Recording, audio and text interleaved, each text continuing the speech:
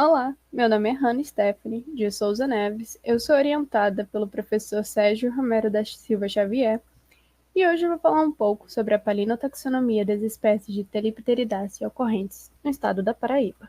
Mas antes de falar um pouco mais sobre o meu trabalho, vou contextualizar para vocês o que é a palinologia e o que são as pteridófitas. Você já ouviu falar em palinologia? Essa é uma ciência que estuda os grãos de pólen e esporos, e hoje vamos explorar como ela nos ajuda a entender a biodiversidade das plantas, especialmente das pteridófitas. A palinologia é uma área da botânica que estuda e analisa os palinomorfos, partículas que variam entre 5 a 500 micrômetros, abrangendo tanto grãos de pólen das angiospermas quanto os esporos das pteridófitas. Esses estudos nos permitem identificar espécies e reconstruir ambientes do passado, compreender as mudanças climáticas que influenciam a morfologia e a diferenciação das plantas, incluindo das pteridófitas que vemos hoje. As pteridófitas, como a Polypodiopsida e a Lycopodiopsida, desempenham um papel essencial na biodiversidade, habitando principalmente as florestas úmidas e apresentando adaptações que permitem ocupar uma variedade de ambientes. As Telipteridáceas são uma família de Polypodiopsida presente no Brasil e existem 101 espécies de Telipteridácea que desempenham um papel crucial nos ecossistemas. Na Paraíba, nós encontramos 8 dessas espécies e sua morfologia espórica varia entre elas. Mas antes de falar mais sobre sua morfologia espórica, vou falar o que tínhamos como objetivo desse trabalho e a metodologia utilizada.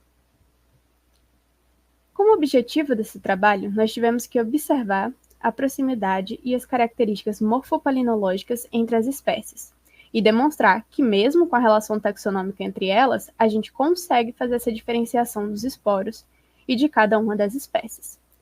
Descrever e ilustrar as espécies, como os dados palinológicos, usando um dicionário temático e de morfopalinologia, onde contém tanto dado de esporos quanto de pólen.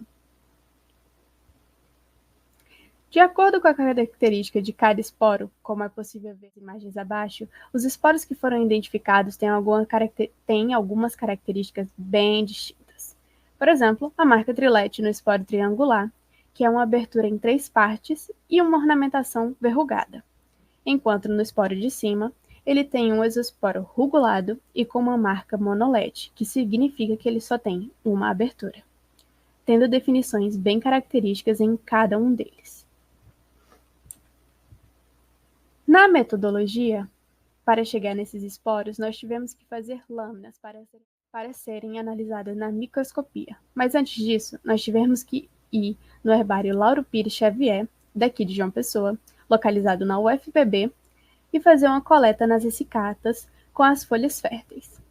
Para lá, nós levamos os ependófitos com ácido acético para colocar os grãos de esporos coletados.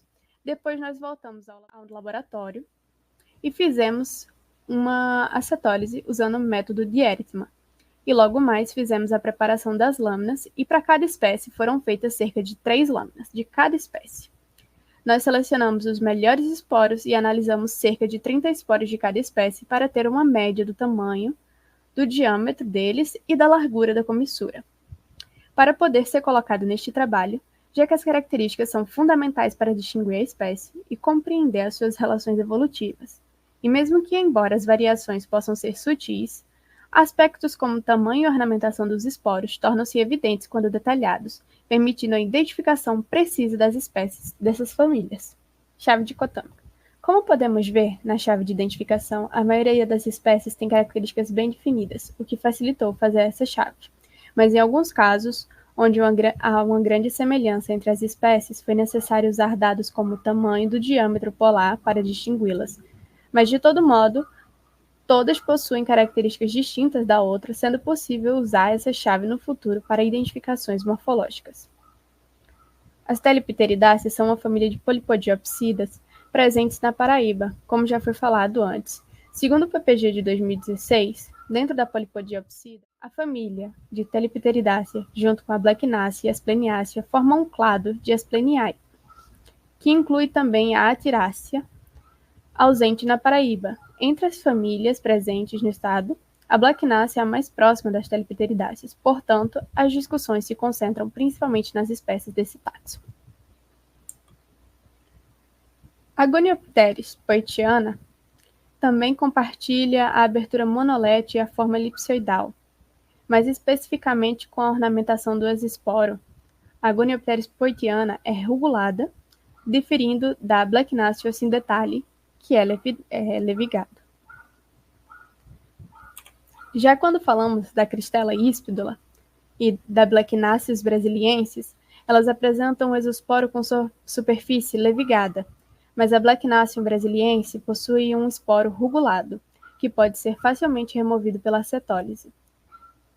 Nesse trabalho, ao optar pela acetólise como método de clarificação e focar apenas no exosporo, não foi possível verificar a presença ou a natureza do perisporo em Cristela híspida e nas demais espécies da família. Já na Cristela dentata, é a única das espécies estudadas que possui um esporo trilete, característica não encontrada tanto nas Telepteridáceas como um todo, quanto em Blacknacea, uma vez que os esporos são elipsoidais e monoletes. A Meniscium serrato, ela tem uma grande similaridade com a Macrotelepteris torresiana, que outra similaridade na Cyclosorus interrupto é com a Blacknacea, que, por exemplo, a Blacknacea imperiale possui, entre outras características, a forma elipsoidal e a abertura monolete.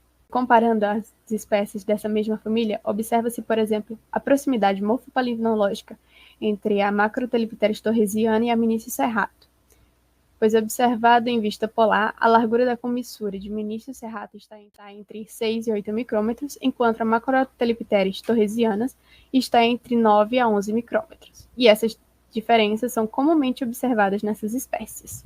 As espécies de Telepteridácea referem-se ao fato de que, quando se trata de palinologia, muitas diferenças poderão ser encontradas nos detalhes.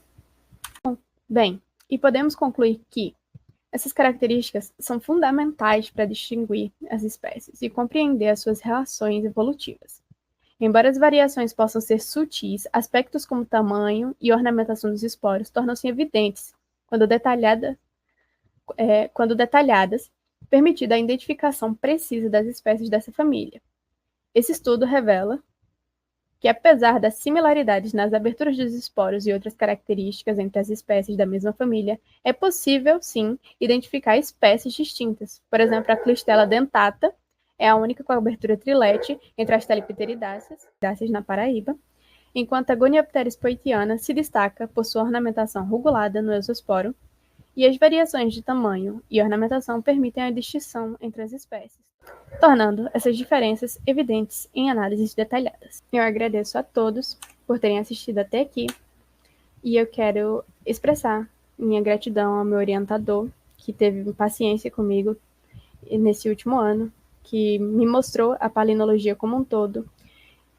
Eu agradeço também a minha família, que esteve do meu lado, me encorajando e me apoiando, aos meus amigos que me ouviram conversar horas sobre a palinologia e sempre me apoiaram nos meus estudos, e principalmente ao meu noivo, que esteve comigo o tempo todo durante esse projeto, que acompanhou desde o início até o fim. E obrigado a todos por assistirem até aqui.